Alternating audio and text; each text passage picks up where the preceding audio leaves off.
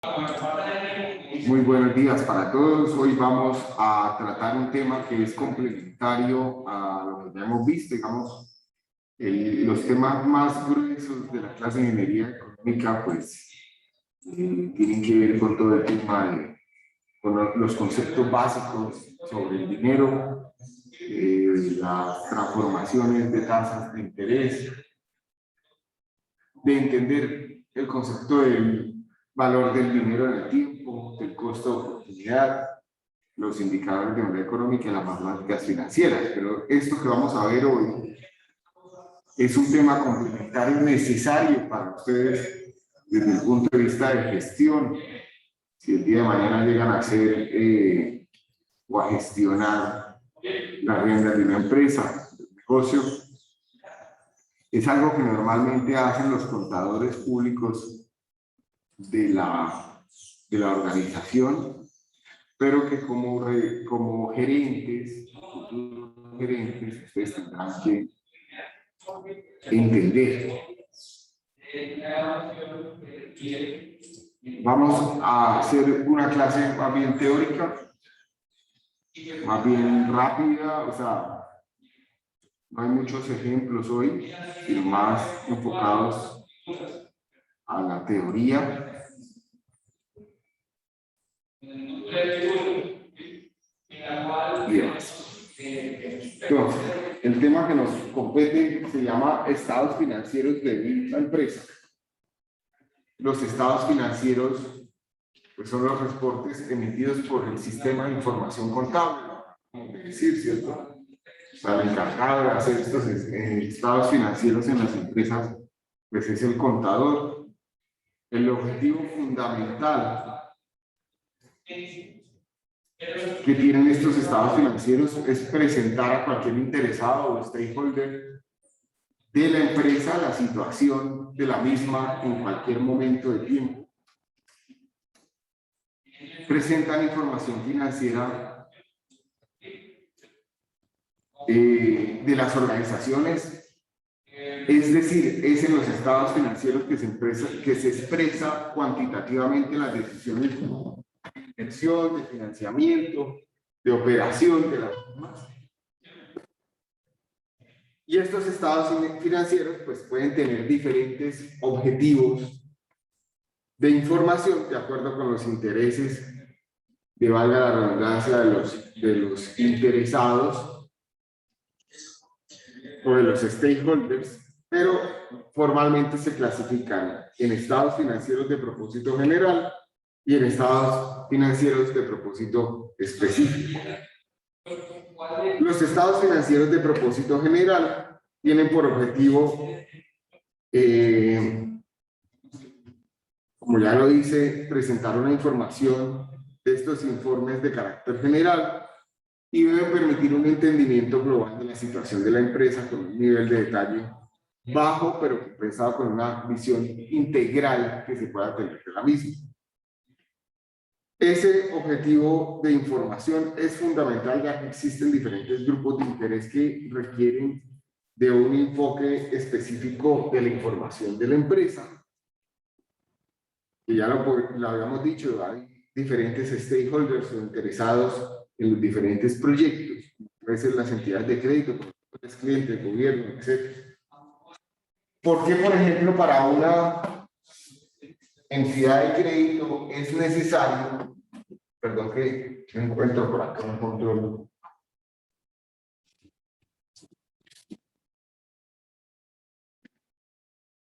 que para una entidad de crédito es necesario conocer los estados financieros de una empresa? ¿Qué creen ustedes?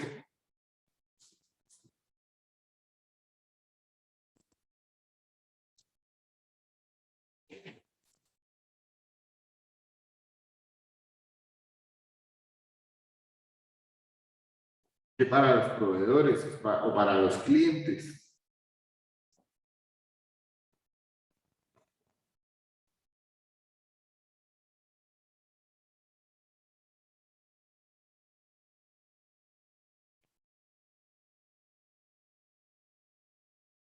Pero los sistemas de información contable, los informes contables de la empresa son importantes para ciertos grupos interesados en un negocio por diferentes razones, ¿cierto? Por ejemplo, para las entidades de crédito es importante conocer si las empresas tienen capacidad de pago, ¿cierto? Si no están sobreendeudadas, si tienen buenos ingresos que le permitan asumir las posibles deudas que estas entidades le vayan a otorgar. Para los proveedores, pues es algo similar, ¿cierto? Si el proveedor es algo que entrega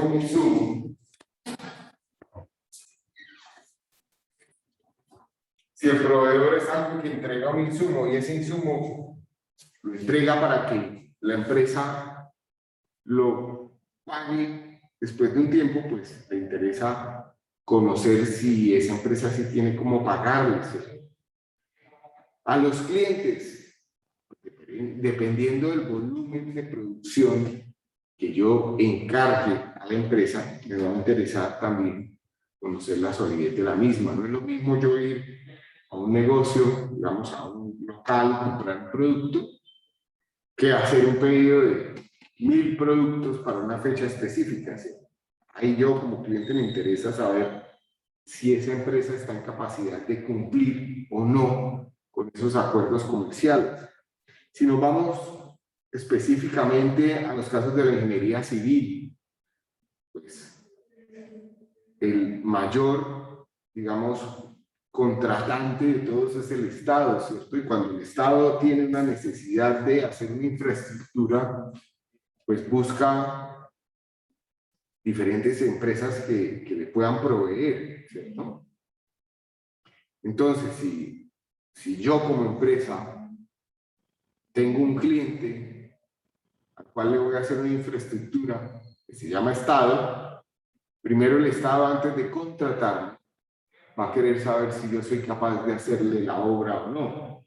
Y es ahí cuando en los procesos de licitación se hacen una serie de requisitos, y entre esa serie de requisitos, desde el punto de vista financiero, netamente financiero, pues existen una serie de indicadores de solvencia, de liquidez, etcétera, en donde lo que quiere el Estado es saber si la empresa que está ofertando sus servicios está en capacidad de hacer una obra, si tiene, por ejemplo, financieramente hablando, una fortaleza para asumir una serie de ejecuciones antes de cobrar.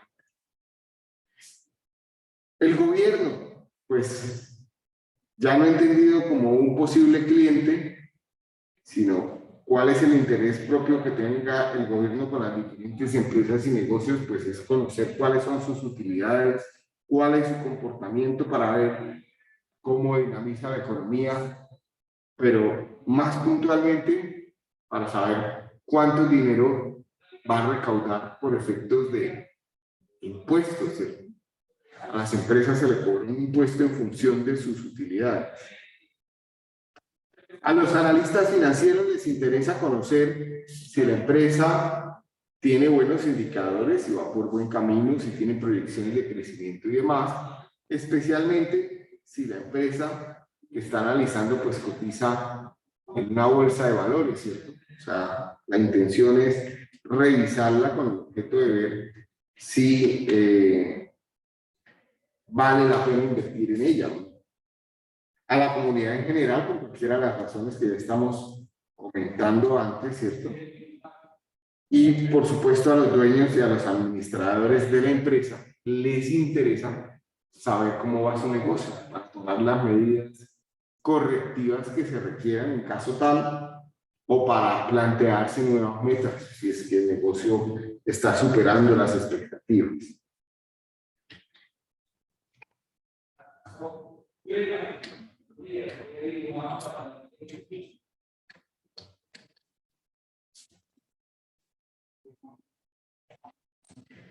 Tenemos entonces los siguientes estados de propósito general, como es el balance general, el estado de resultados, el flujo efectivo, los cuales se construyen con la información que se recoge directamente de las diferentes decisiones que se han hecho en la empresa. Y hay otros dos estados que son el estado de cambios de la situación patrimonial y el estado de cambios de la situación financiera, que se construyen ya del análisis de los tres primeros, ¿cierto? La información de los tres primeros y ese análisis podemos construir el estado de cambios de situación patrimonial y el estado de cambios de la situación financiera. Todos estos informes de carácter general pues deben ir acompañados de unas notas que son las que me ayudan a clarificar qué significa cada uno de los rubros que pueden estar ahí registrados, de dónde salen, cómo se cuantifica, etc.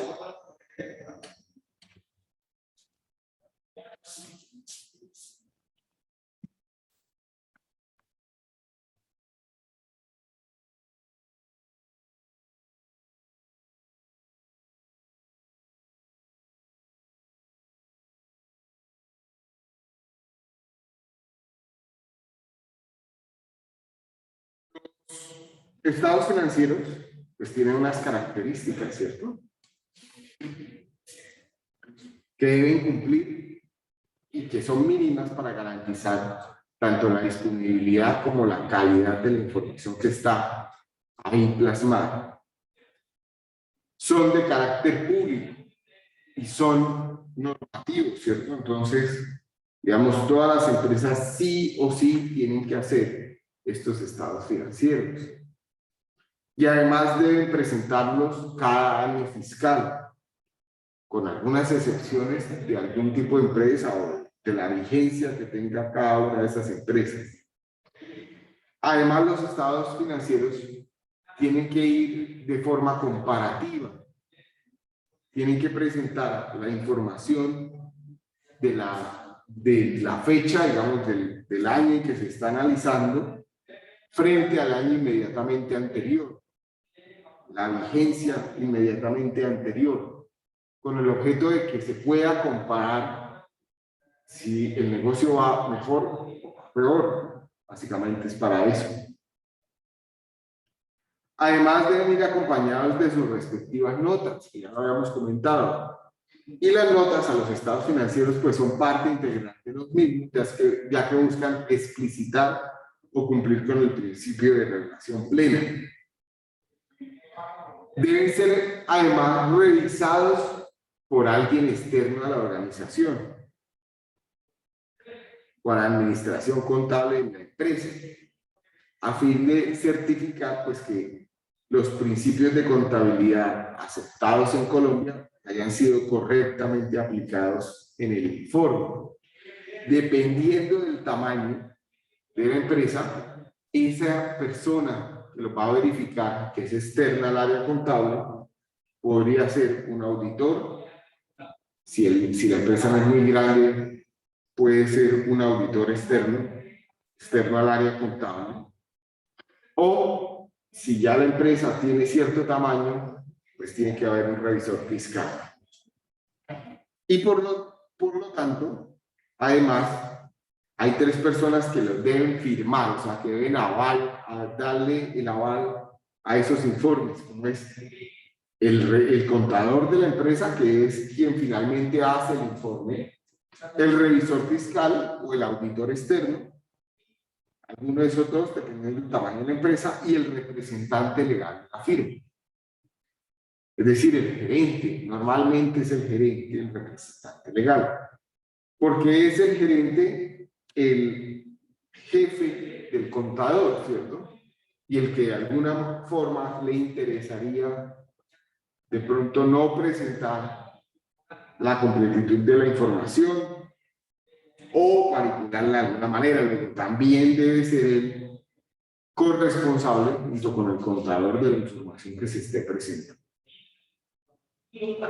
La finalidad de estos estados pues es complementar los reportes cuando ya hablamos de los estados financieros de propósito específico, que son el otro grupo de informes, es complementar los reportes generados por el sistema de información contable para dar una gama más amplia de reportes de administración de la empresa. Pero estos estados financieros de carácter específico ya no tienen que cumplir con todas las normas que habíamos mencionado en la diapositiva anterior.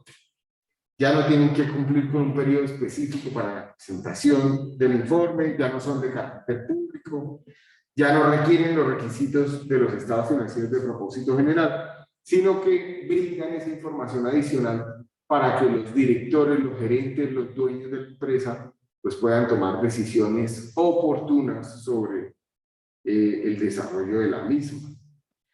Dentro de los informes de carácter específico, propósito específico, está el balance inicial, el estado financiero de periodos intermedios, los estados de costos, los estados de inventario, los estados financieros de liquidación y los estados con otros principios contables.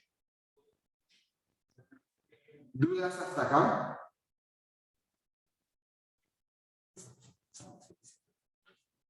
¿Alguno de ustedes están hoy todos de manera virtual?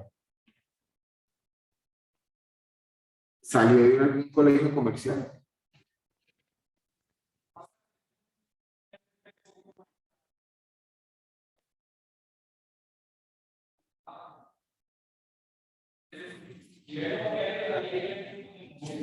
¿Sí? ¿Alguien salió de algún colegio comercial? Yo, profe. Marcos, y esto que te estoy hablando hoy ya es familiar para ti. Entonces, ¿alguien, sí? ¿Es correcto o no? Sí, más o menos. O sea, sí, pero ya no te acuerdas, parece. Sí, más o menos. Es que al final también se metieron con otras vainas ahí de negocio internacional, entonces como que se confundieron varias cosas. ¿Alguien más ha escuchado estos informes financieros? ¿Se ha familiarizado con ellos? Ya sea porque hay algún negocio familiar o alguna otra razón.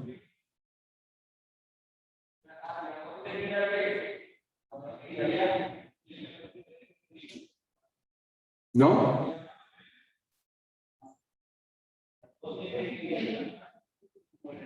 Va. No, profe, por mi parte no.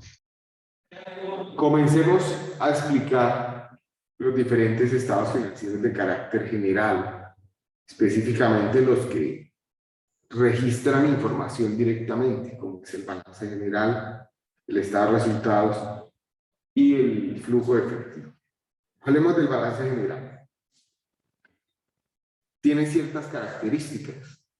Primero, presenta los saldos de cada una de las cuentas en una fecha determinada. Es decir, que podríamos entenderlo como un informe que toma una foto de toda la información que se ha, digamos, acumulada hasta ese momento en la empresa o de todos los resultados de gestión que tenga una empresa, un proyecto en un momento específico. Incorpora cada una de sus cifras en la historia de la empresa desde su creación, ya que al presentar los datos de saldo, pues realmente está acumulando la historia que tiene cada uno de los rubros presentados. Esta es otra de las características. Entonces, el balance general es un informe que tiene como tres aspectos principales, ¿cierto?, de análisis. Pues como su nombre lo dice, busca revisar dos cosas.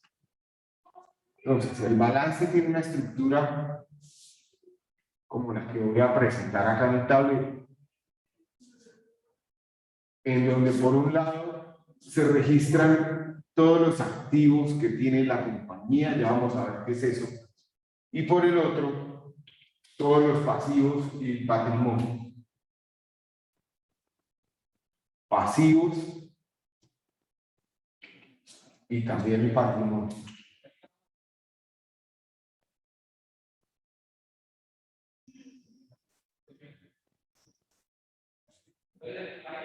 Y como su nombre lo dice, al ser un balance, pues la sumatoria de los activos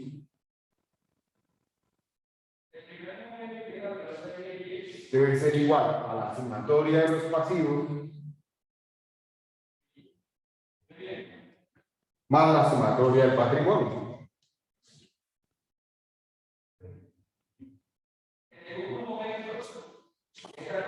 Ahí no se puede perder ni un centavo, tiene que ser exactamente igual, ¿cierto?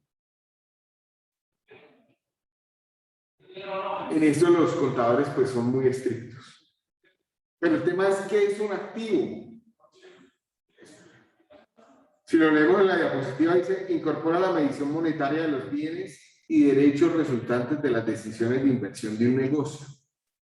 Su clasificación obedece al principio de liquidez, entendido este como la capacidad de transformarse en efectivo en el tiempo. Evidentemente todos los activos poseídos por la empresa tienen como fin último la generación de dinero y de utilidades, pero algunos lograrán ese ciclo en un periodo de tiempo menor que otros. ¿Qué es un activo? ¿Qué entienden por activo?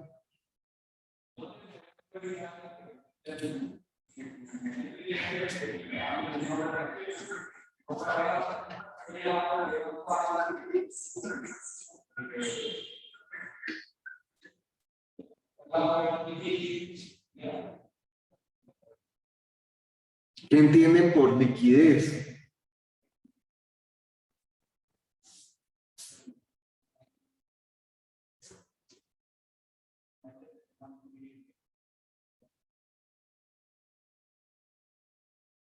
Marcos, ¿qué es un activo?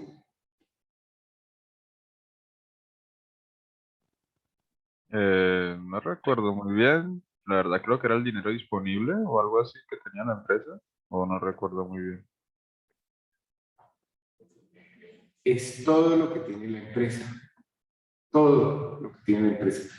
Que eventualmente ese todo se puede convertir en dinero en efectivo, es lo que dice, o sea, el principio de liquidez entendido como la capacidad de transformarse en efectivo en el tiempo. Entonces, si pensamos en la empresa universidad, este también es un activo, ¿cierto? El edificio es un activo, los pupitres, las sillas, los computadores, los equipos de video, de audio que se tienen recientemente, ¿cierto?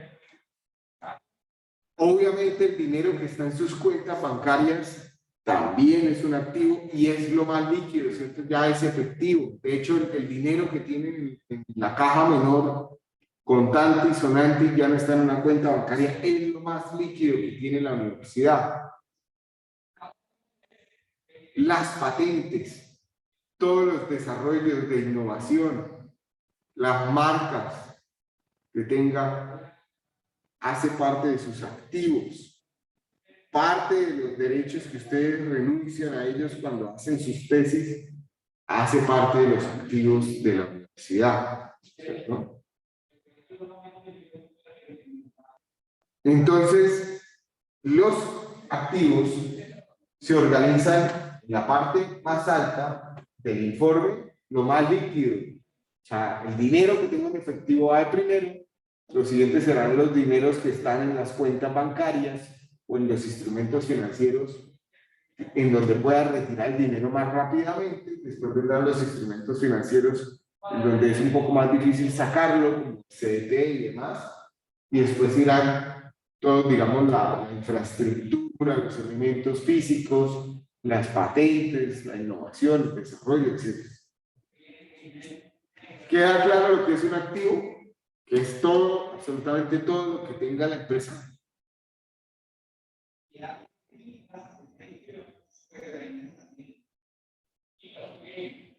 Voy a asumir que el silencio es sí, que queda muy claro. ¿Qué es un pasivo? Entonces, activos todo lo que tiene la empresa, pasivos, incorpora todas las deudas y obligaciones que la empresa ha contraído con terceros. En el caso de la empresa se consideran terceros a cualquier persona natural y jurídica diferentes de los dueños de la empresa. El pasivo se organiza de acuerdo con el grado de exigibilidad en los pagos y el cumplimiento de las obligaciones de la empresa. Aquellos pasivos de mayor grado de exigibilidad deberán presentarse en primer lugar y en la medida en que el grado de exigibilidad disminuye se van organizando de ahí hacia abajo. Por lo tanto, en los activos yo puedo identificar las decisiones de inversión que ha tenido la empresa, qué ha adquirido y qué no ha adquirido, para qué lo ha adquirido. ¿Sí? Los pasivos ya me muestran de que este grupo de activos sigue siendo deuda, qué he adquirido con deuda o qué todavía debo de esas deudas. Y dice que son deudas con terceros, no con sus dueños. Si los dueños prestan, ese préstamo se convierte en patrimonio de la empresa. Ya hablaremos de patrimonio. Pero dice que son con terceros, terceros naturales o jurídicos. ¿Qué es una persona natural y qué es una persona jurídica?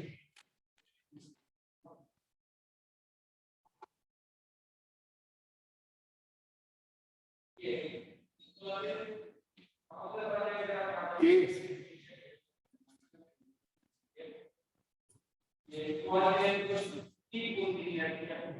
Una persona natural es una persona, bueno, como uno. Y una persona jurídica es de que se les reconoce la ley. Es, no sé cómo decirlo, o sea que para la ley es conocida para ciertas cosas, creo que es. De pronto con un ejemplo.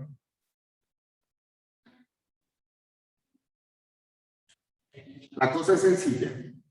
Personas naturales somos todos nosotros, o sea, humanos que hablamos de carne y hueso y demás, y las personas jurídicas, como lo está escribiendo Angélica en el chat, son las empresas. Las empresas son personas jurídicas.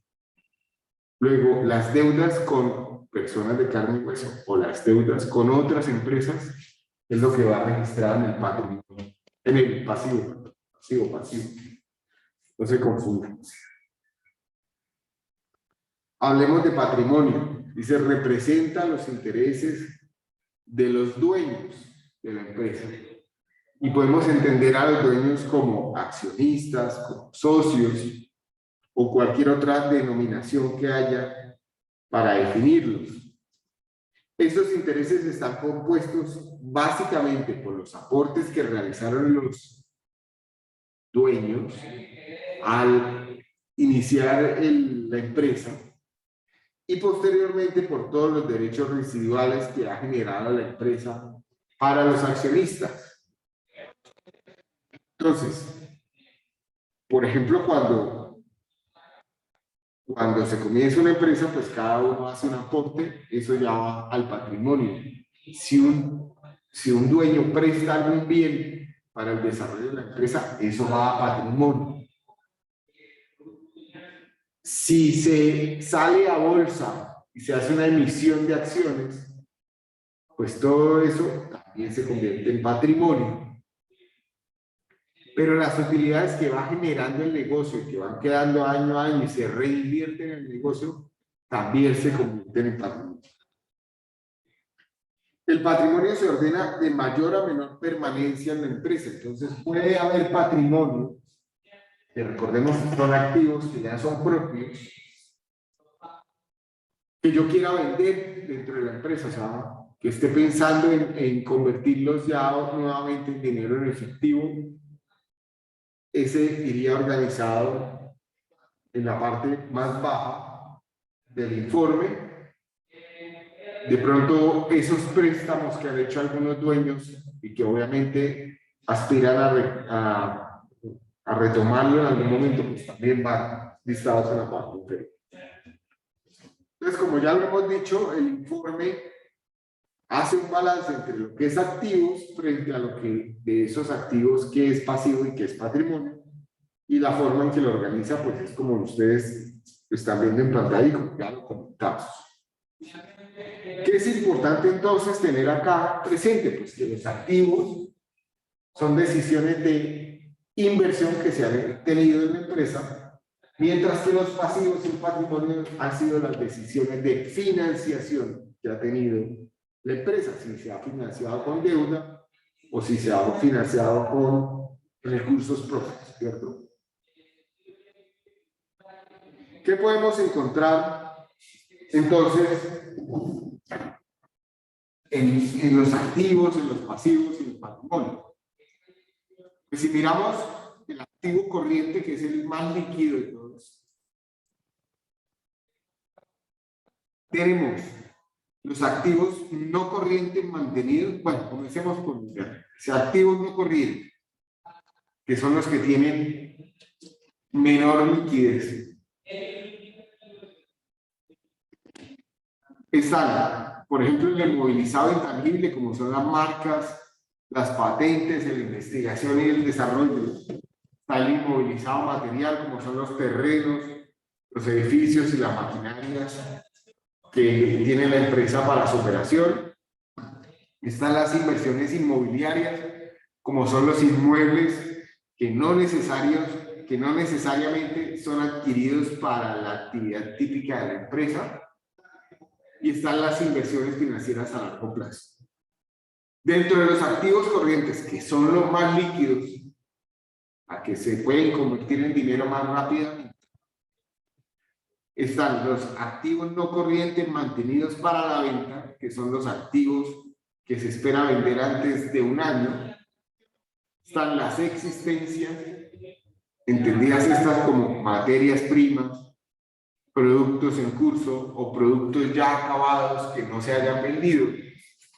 Está lo realizable, pues los clientes, los deudores, las inversiones financieras temporales.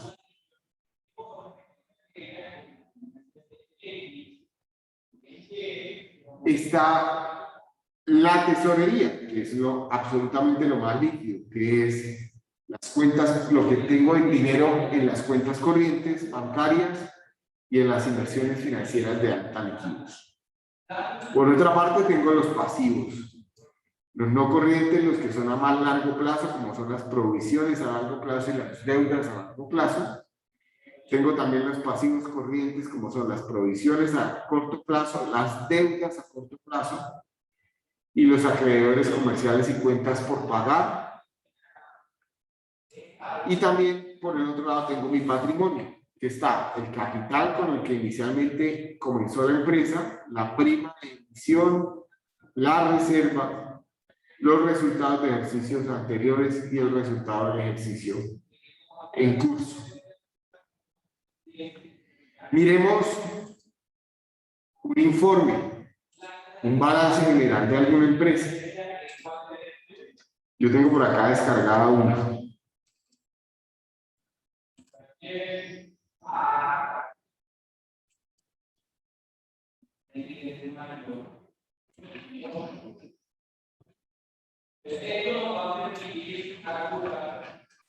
Entonces, este es un informe que ustedes pueden descargar en internet, porque es público, de la empresa con concreto y tiene fecha del 30 de junio del 2021, es decir, del primer semestre del 2021.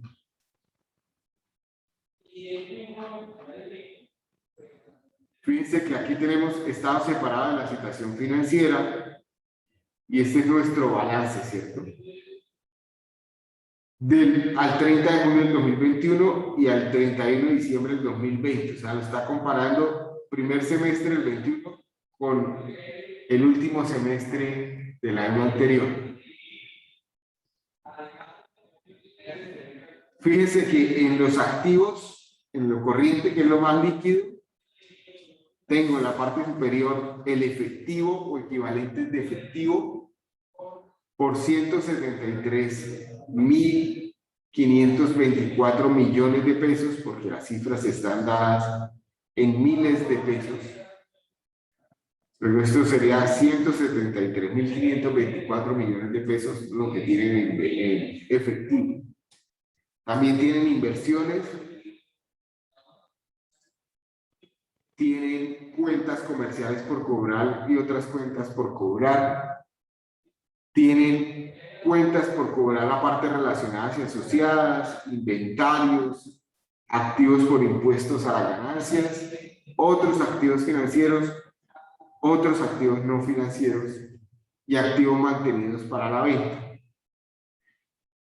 Fíjense que aquí están relacionadas las notas. Pues si yo voy y reviso, por ejemplo, la nota 4.7, me puede decir cuáles son esos activos mantenidos para la venta. Revisémoslo, solo por curiosidad.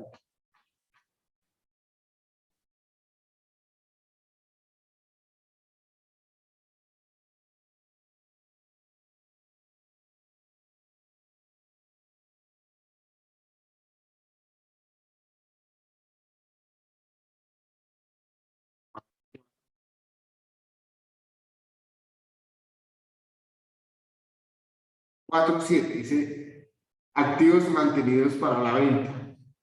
Tienen inversiones en subsidiarias y propiedades de inversión. 122.000 millones de pesos. Y pasivos, propiedades de inversión. Entonces ya uno puede entrar aquí a leer un poco más y dice, al primer semestre del 2021, de manera directa, a través de terceros, la compañía continúa con las gestiones de comercialización de activos mantenidos para la venta. Todos los activos de renta vivienda se encuentran en comercialización a través de las áreas de ventas de Concreto y en la firma Cáceres y Ferro, los cuales se espera que se vendan de acuerdo con la dinámica del mercado para este tipo de inmuebles. Activos. Las inversiones en subsidiarias para la venta más representativas son patrimonio autónomo, renta vivienda, que es de 45.000 millones, lote C para desarrollo futuro, por 10.000 millones, entre otros. Y así, uno puede ir leyendo cada una de las notas e ir entendiendo pues, cada rubro que puede tener en ese informe. O sea, recordemos que el informe es de carácter general, pero pues hay que ver cómo el contador agrupa cada uno de esos rubros. Entre los activos no corrientes que tiene la compañía, que son los menos líquidos, tienen las propiedades de inversión, la propiedad de planta de equipo, las actividades intangibles distintos de la plusvalía, las inversiones en subsidiarias, negocios conjuntos y asociados, cuentas por cobrar aparte relacionadas y asociadas, inventarios no corrientes y otros activos financieros. Que ustedes ya podrían entrar a revisar pues las notas para ver qué es cada cosa. En total, tienen activos por 2.8 billones de pesos. Y fíjense que el informe va firmado por las tres partes. El representante legal, Juan Luis Aristizábal, que es el gerente seguramente de la empresa. La contadora, que es Marta Ligia Ramírez, y un revisor fiscal externo de la compañía PricewaterhouseCoopers, que es Hubert Ernesto Carrión. Por otra parte, esto que son los activos lleva los pasivos, que es de estos 2.8 billones de pesos. Fíjense que 1.19 billones son deuda. Y esa deuda está en obligaciones financieras, en pasivos estimados, en cuentas por pagar, en pasivos por arrendamiento, en pasivos por impuestos a las ganancias, otros pasivos y demás. Después dice obligaciones financieras, cuentas comerciales por pagar, pasivos por arrendamiento, impuesto diferido neto, etc. Y finalmente tienen el patrimonio, que es el dinero propio, que es 1.6 billones de pesos, que está distribuido en el capital emitido, en la prima de emisión, en las ganancias acumuladas, en la reserva en otros resultados integrales del negocio. Pasemos al segundo informe de carácter general. El segundo informe de carácter general se llama estado de resultados. Y el estado de resultados pues, busca identificar la gestión de la empresa para un periodo específico de tiempo. Por ejemplo, para un semestre, para un año, para un mes, entre otros. La gestión de la empresa. Es decir, si el balance general, que es el informe que acabamos de comentar, se enfoca en dos aspectos principales y es cuál es la política de inversión.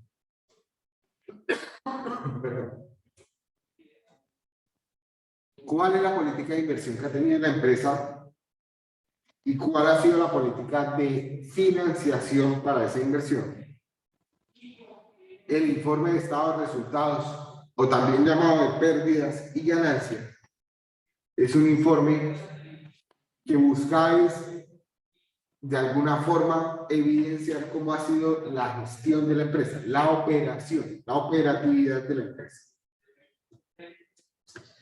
Este estado financiero es fundamental ya que permite establecer la forma en que las actividades fueron llevadas a cabo y además identificar posibles fuentes de mejora de la gestión empresarial. Entonces, fíjense que aquí tenemos, ya si uno entra a revisar el informe como tal, tenemos una parte operacional, en donde en esa parte operacional se registran todos los ingresos operacionales que tiene la empresa. A esos ingresos operacionales, que recordemos que los ingresos operacionales son las ventas que tiene la empresa, ¿cierto? Y sobre esas ventas voy a descontar los costos y gastos de operación. Es decir, los costos de la producción de esos productos y los gastos fijos que ya ustedes fueron identificando. Y con eso me va a quedar una utilidad operacional.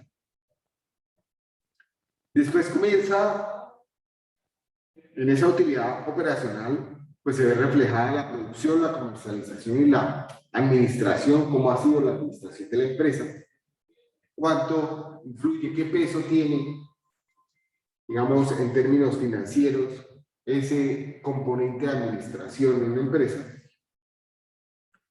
Y después hay que registrar lo no operacional, como son los otros posibles ingresos que pueda tener la empresa, pero ya no producto de su operación, sino por ejemplo en inversiones financieras que tengan. ¿Y qué otros ingresos tiene la empresa? Por ejemplo, todos los componentes de financiación, o sea, todos los servicios de deuda irían acá en otros egresos. Una vez a esa utilidad operacional le sumamos todos los ingresos y le restamos todos los otros ingresos, nos va a quedar una utilidad antes de impuestos, que ya es una utilidad financiera. Sobre esa utilidad antes de impuestos se descuenta el impuesto de la renta y va a quedar la utilidad final. Miremos el estado de resultados de concreto.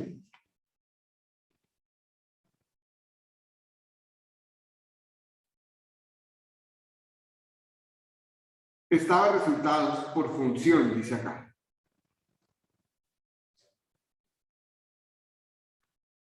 Aquí más tenemos. Estado separado de cambios del patrimonio. Es este. Entonces, estado de resultados por función. Entonces, fijémonos que primero va todo el tema operacional, ¿cierto? Hasta donde dice ganancia operacional. Y después va todo lo no operacional. Entonces, ¿qué es operativo? Dice ingresos de actividades ordinarias. Ya podríamos revisar la nota 217 a ver qué es lo que ellos llaman actividades ordinarias. O sea, qué es lo que habitualmente hace con concreto. Y ahí fíjense que tienen relacionados 278.000 millones de pesos, de los cuales en costos de venta hay que restarle 239.000 millones de pesos y les queda 39.651 millones de pesos. A esto lo podemos llamar margen bruto, por eso lo llaman ganancia bruta, ¿cierto? Que en el caso de sus proyectos de inversión, pues es todo lo que venden menos todo lo que cuesta eso que venden, ¿cierto? Después se registran otros ingresos, gastos de administración y ventas, gastos por beneficios a los empleados, otros gastos, pérdida de ganancia por el método de participación neta y otras ganancias. Me va a quedar mi ganancia operacional. Fíjense que subió de 39.651 a 54.116 millones de pesos. Después van todos los ingresos y costos financieros. Entonces dice pérdida de ganancia derivados de la posición monetaria neta, ingresos financieros y costos financieros. Y de esto, pues, resulta que con los ingresos financieros que tienen adicionales siguen creciendo la ganancia hasta 67.099 millones de pesos.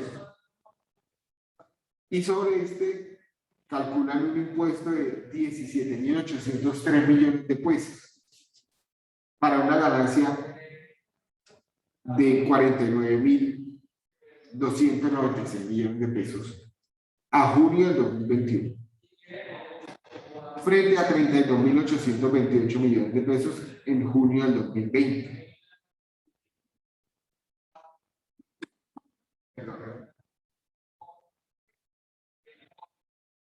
Sin embargo, ahí no termina, ¿cierto? Hay otro resultado integral que dice, componente de otro resultado integral que se reclasificarán al resultado del periodo neto de impuestos. Entonces dicen ganancias por efectos de conversión y pérdidas de coberturas de flujos de efectivo neto de impuestos, para un resultado final de 58.378 millones de pesos. ¿Qué puede ser interesante acá? Pues miremos la nota 417, a ver qué es lo que ellos llaman actividades ordinarias. Entonces dicen ingresos de actividades ordinarias. ¿Qué hace con concretos? Las categorías de los ingresos de actividades ordinarias son las siguientes: ingresos provenientes de contratos con clientes, ingresos por dividendos, otros ingresos de actividades ordinarias y descuentos concedidos. Después tienen otro cuadro que puede ser el de los contratos con clientes, ¿será? Dice ingresos a través de consorcios, ingresos de construcción a precio fijo, ingresos de actividades de patrimonios autónomos, ingresos de actividades conexas a la construcción, ingresos por servicios, ingresos por administración delegada de horarios.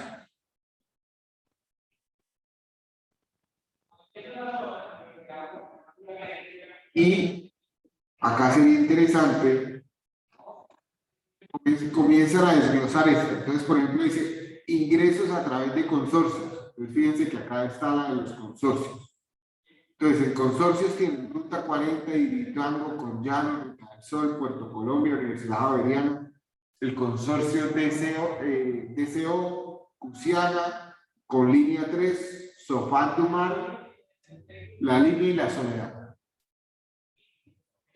En ingresos de construcción a costo fijo, o a precio fijo, perdón, tienen la estabilización de Roble Porce, otras obras menores, 2 obras de Transmilenio, la Bodega 3, Puente Miraflores, tanque contra incendios, ciclorruta de la calle 116, campamento Ruta 40, etc. Y así sucesivamente, ¿cierto? Con patrimonios autónomos que suelen ser las concesiones, tienen otro tanto y demás. ¿Sí? Hablemos del tercer informe de carácter general, que es el flujo de caja. En el informe de flujo de caja se busca presentar en forma esquemática los movimientos financieros que afectaron el dinero disponible de la empresa. Entonces, ya podemos comenzar a entender por qué es importante para nosotros a la hora de evaluar un proyecto el flujo de caja, porque es que si yo tengo muchos proyectos en ejecución, pero no me fluye dinero, no puedo cobrar, digamos, lo que estoy haciendo, o los plazos para ese cobro se alargan mucho, pues puedo entrar en dificultades financieras, ¿cierto? Voy a tener que adquirir deudas y obviamente las deudas en el estado de resultados se van a reflejar como otros gastos financieros, etc. Entonces puedo entrar en dificultades financieras por más de que en mi estado de resultados el negocio tenga ganancias, ¿cierto? Porque son ganancias que están en el papel, pero no digamos, no se están recibiendo a la par con el flujo del dinero. Entonces, el flujo de caja lo que busca es evidenciar cómo está siendo presentado realmente el flujo de dinero. Busca presentar en forma esquemática los movimientos financieros que afectaron al disponible de la empresa. En la actualidad, muchas de las decisiones empresariales se basan en la generación de efectivo por parte de las empresas y o proyectos de inversión, y en este sentido, este estado financiero pues cobra mayor relevancia. Parte de la relevancia del flujo efectivo radica en que presenta en forma agregada la información correspondiente de los diferentes tipos de decisiones tomadas en la empresa. En general, la estructura del balance permite identificar la forma adecuada de las decisiones de inversión, ya lo hemos comentado, a través de los activos, y de las decisiones de financiación a través de la estructura de pasivos y patrimonios, mientras que en el estado de resultados se permite identificar las decisiones operacionales de la empresa. Ya lo habíamos comentado también ahorita. Sin embargo, solo en el flujo efectivo se permite presentar en forma unificada estas decisiones, adicionándole las decisiones de dividendos y las decisiones relacionadas con los accionistas. ¿Cuánto del dinero que estoy ganando voy a repartir entre mis accionistas? Entonces, fíjense que esquemáticamente el flujo de caja tiene un componente operacional, que es donde están todos los ingresos operacionales, todos los gastos operacionales, me queda un efectivo generado por la operación. Después entran todo lo no operacional, como serían las actividades de inversión, las actividades de financiación, las actividades con los socios y con el Estado. Entonces, fíjense que en esas actividades con los socios está si yo voy a entregar dividendos en mi empresa o no, o si todo el capital generado se va a reinvertir. Y en las actividades con el Estado, pues está cómo va a ser ese pago de impuestos. Las actividades de inversiones, si voy a adquirir cosas nuevas, cómo las voy a adquirir, si las voy a adquirir con dinero propio, si lo voy a hacer a través de deuda. Y en las actividades de financiaciones, lo mismo, cómo tengo que asumir las deudas que ya tengo adquiridas. A esa caja generada del periodo, puedo sumar lo que ya tenía en la caja del periodo inmediatamente anterior y me va a dar mi caja final. Entonces, ¿cómo son las interacciones que hay entre los diferentes informes y datos que estamos analizando hoy acá? Ya hablamos de la primera, que era la del balance general, ¿cierto? El activo tiene que ser igual al pasivo más el patrimonio. Pero después hay unas interacciones que también existen entre el flujo de caja, entre el balance general y el estado de pérdidas y ganancias. Porque es en el flujo de caja donde yo voy a reconocer o saber exactamente cuánto dinero tengo disponible, que es lo que se llama caja final. Y fíjense que ese disponible se presenta en el informe de balance general en la parte de los activos, en la primera, en el primer rubro, que es el que tiene mayor liquidez. Mientras que en el estado de resultados, yo voy a contablemente identificar una utilidad del negocio y esa utilidad del negocio va a quedar registrada en el balance general dentro del patrimonio como los resultados del ejercicio. La cuenta de efectivo corresponde al estado financiero del flujo de efectivo y la información correspondiente al flujo. Al efectivo incorpora una de las informaciones fundamentales de la empresa, que es cuál es el monto de efectivo disponible y especialmente cómo está siendo utilizado esos recursos monetarios. La cuenta de utilidad en el patrimonio presenta la información correspondiente a los resultados de operación del negocio, que corresponde al estado de resultados. El objetivo fundamental de esta información es establecer la eficiencia en el uso de los recursos de la empresa y la generación de resultados que posteriormente pueden ser medidos como rentabilidad del negocio, lo que ya habíamos comentado. Es importante que ustedes le echen una mirada general a las diapositivas de la próxima clase.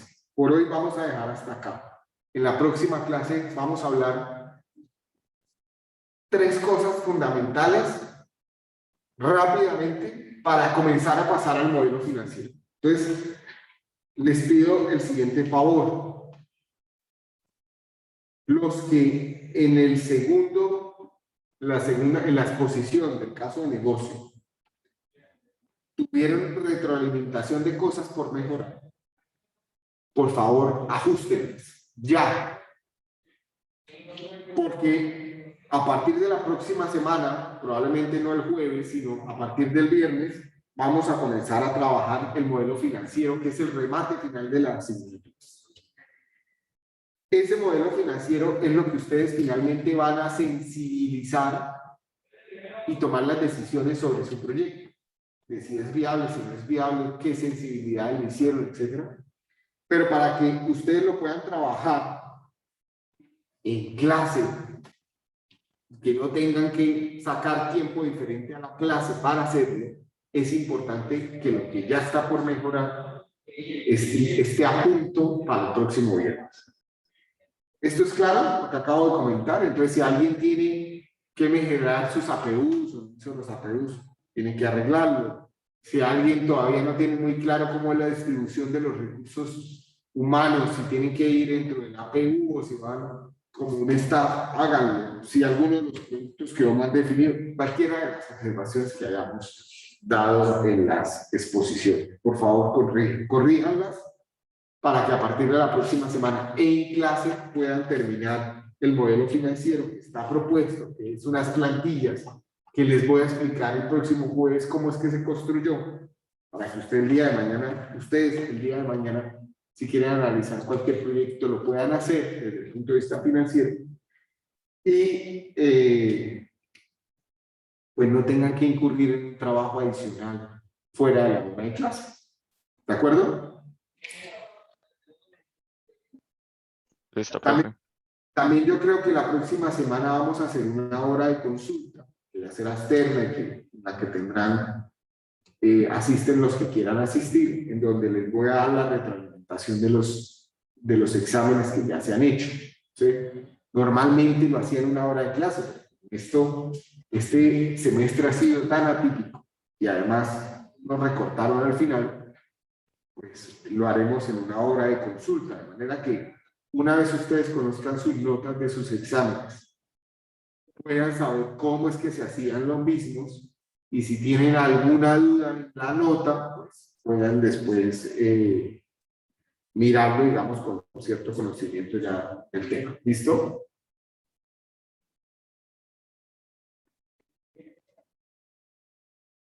Gracias a todos por la asistencia. Vamos a dejar la clase hasta acá. En el transcurso del fin de semana les cargo esta clase. Todas las demás están ya cargadas para revisión. Las diapositivas de hoy y las de las próximas 2 clases están también cargadas ya en Moodle. Por favor, pueden ir echándole una miradita. Y nada, gracias. Listo, profe, hasta luego. Hasta luego, que estén muy bien.